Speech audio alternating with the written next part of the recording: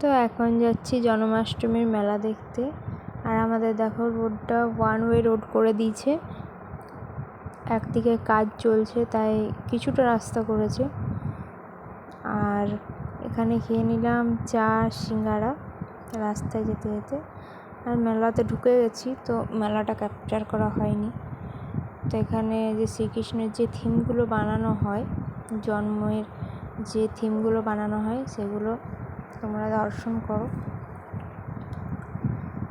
এখানে সব কিছুই আছে, মাখন চুড়ি আছে, তারপরে এখানে শ্রীকৃষ্ণের জন্ম আছে, রাধাকৃষ্ণের মূর্তি আছে। এই থিমগুলো আমার মেলাটা ভুলে গেছিলাম আমি তখন ভিডিও করতে, তা আমি এইগুলো ভিডিও করলাম। তার বেশিক্ষণ ছিলাম না, চলে এসেছিলাম।